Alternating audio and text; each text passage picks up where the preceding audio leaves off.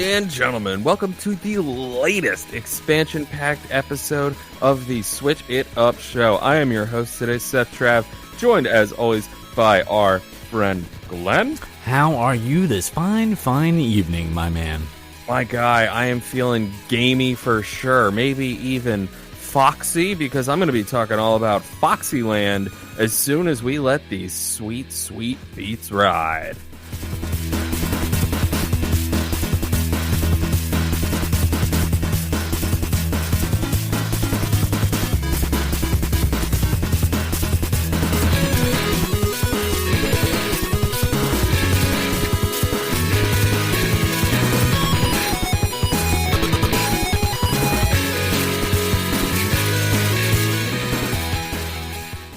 Anamanaguchi.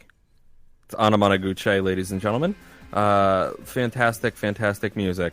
Now, for the first game today, I am going to be reviewing Foxyland, which is currently available on the Nintendo Switch for $4.99, and you'll get 25 gold coins when you purchase it digitally.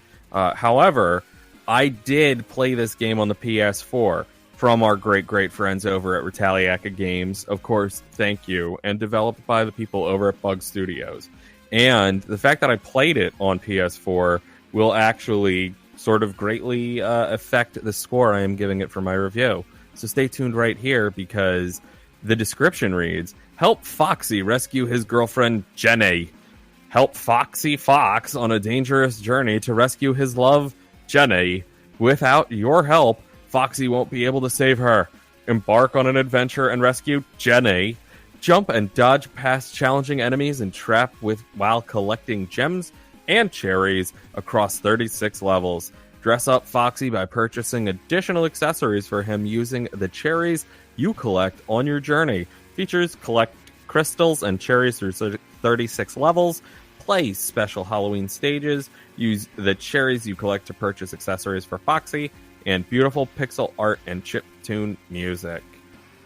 So, ladies and gentlemen, it is 36 levels, and let me tell you what, it actually kind of wound up dragging on for me after about 20 minutes of playing this game. It is a lot of the same platforming, just over and over and over and over, and there is some challenge to it, but I feel like this is very much like an elementary entry-level platforming game. And the only reason that I was sort of as invested in it as I was is, one, because PlayStation's doing that thing where you have to earn so many trophies for this long, huge worldwide community event, and so I had to play it for at least an hour. And two, I kept getting trophies. Like, it was very, very, very easy to get trophies in this game on PS4. I actually managed to get a platinum in less than an hour for this. So if you're a trophy hunter, that I feel like would really help motivate you and keep you playing this game, at least for the hour it takes you to get a platinum. But aside from that, the outfits and different accessories that you can put on Foxy, they're neat and they're kitsch and they're kind of cute, but that's really all they're for. They're not adding anything to the play. They're not making it any easier or harder to do things. The storyline, it's not really that deep. It's very, very sort of Blue's Clues animation style. The chiptune is nice, though. The music does change up a bit once you finally get to different worlds, but it does take you a good amount of time to get to those different worlds, and there are a ton of levels, a ton of different things to unlock. But it's so basic that for me, it wasn't that fun. So if you're getting it on the Nintendo Switch, I got to give Foxyland a 2.5. If you're getting it on the PS4 or probably Xbox or maybe even Steam and you're worrying about achievements and stuff like that, I'd give it a 3.5. Definitely something to hook up with an elementary player or a toddler. Because I think that they would really enjoy it, and it would definitely get them into video games. Like, I might let my niece play this one. Interesting, man. A gateway game, if you will. It is. It's very much a gateway game. But so that's, again, if you're giving it to a kid, it's be a lot better than it is for an adult.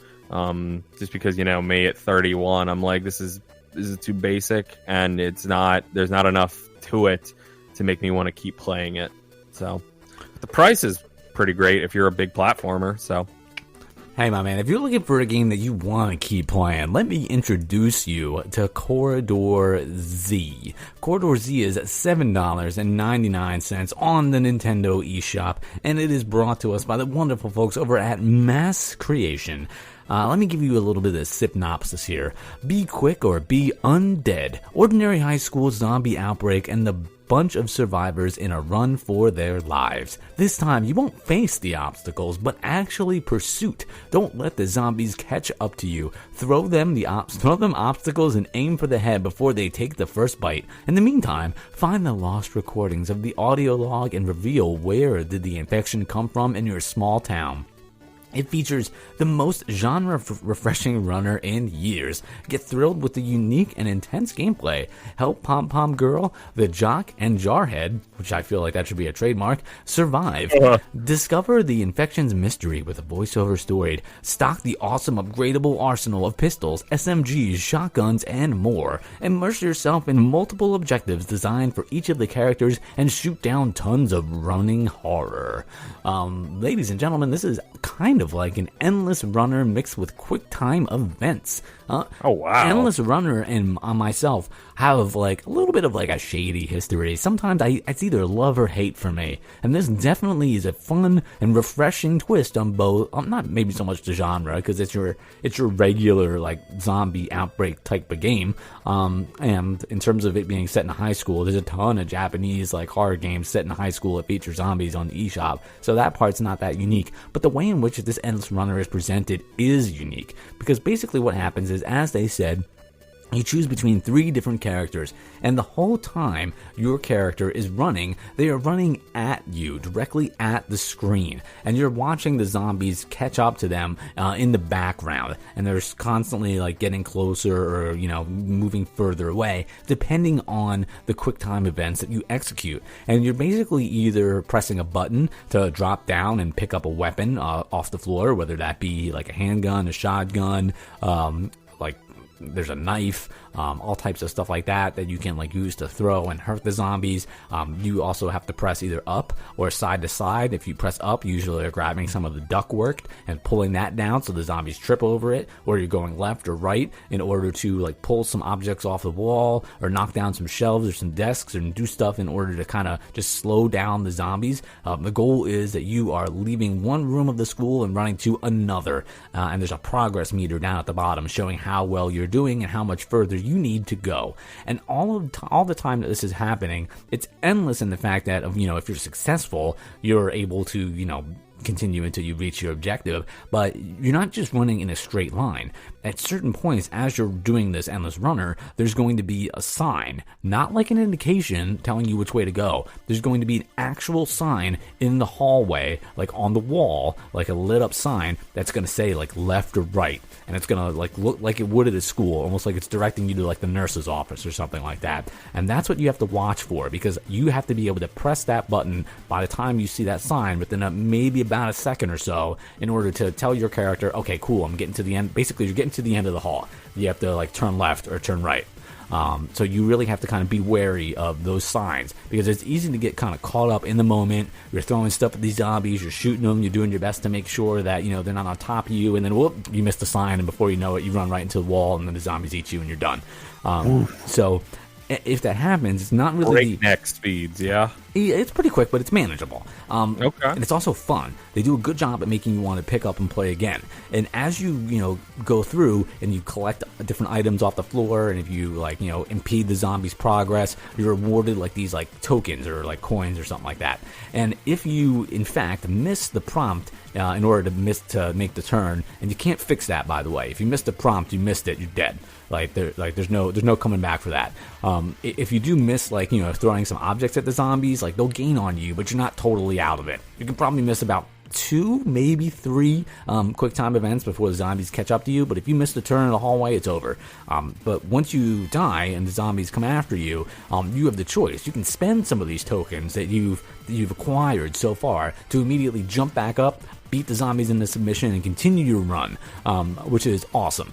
So you have the choice right there, and if you want to keep playing. And if not, your character will go back to the room where they started at, and they will have like one less health. And they have about maybe 10 minutes or so before they start to heal and do better. Then you can use the coins that you get in order to unlock different costumes, to buy the medical kits to heal them faster, and you have 3 characters that you can go between in order to help yourself progress. So if one character's hurt and they're not running quite as well as they normally would, you can jump to another while the other one heals up. It's pretty cool. It almost acts in a way like as if it were an in-app purchases type of thing, because I could totally see this being parlayed into something where it's oh, this person's hurt, either wait 10 hours or pay $2 to get them back, but it's not like that. And in fact, if they're hurt, they're really only hurt for maybe 10 minutes. You have 2 other characters to play, and you can still run them while they're hurt. They're just not as fast. It's going to require you to be a little better. But this game is super, super fun. This has the ingredients of everything that I feel will be frustrating and annoying, but yet it pulls it off really, really well. And they make it something that you definitely want to pick up and play over and over again. And what's great is that this is one of those games that you can pick up for 10 minutes, and make some good progress, and then put it down and go about your everyday life. So this is awesome. I really, really like Corridor Z. I think they did an excellent job with it. If they came out with other extra characters, I'd totally be interested in playing it. I love how they do add a little bit of a story to it as well with the tapes that you can pick up. So it's not just this ordinary run-of-the-mill runner-type game that would you basically play on a phone. Not that you can't play awesome games on the phone. Don't send us hate mail, but if you do, send it to @SwitchItUpShow on Twitter. But I really like Corridor Z. I think it does a great job with what it is. I gotta say, the only thing that I can't really remember leaving such an impression is I don't think that the music really stood out to me. So I'm definitely going to give this a 4.5 out of 5. This is great. This is a great game. It's great. Oh, dude, nice. It's great. You should definitely go out and get this. I really can't recommend this enough. $7.99. To me, it's a no-brainer. Why wouldn't you check this out? Perfect. And I will be streaming this game in the coming days over on the Preach Network YouTube page, where you can see me try a bunch of weird, wild foods on the show Trav's Tries. And of course, you can check us out on the Preach Network on many and most of podcasting sites. There you can find our friend Glenn's sister show, From the Crib, and It Came From Cherry Hill. Follow him over there at It Came From the Crib. It Came From the Crib and from CH something? From the Crib and It Came From CH. From the Crib and It Came From CH. I tried to combine them both because my guy's so big in my heart, and hopefully we're in yours. Ladies and gentlemen, let us know if any of this ever got boring, and I want to remind you that you can always switch it up.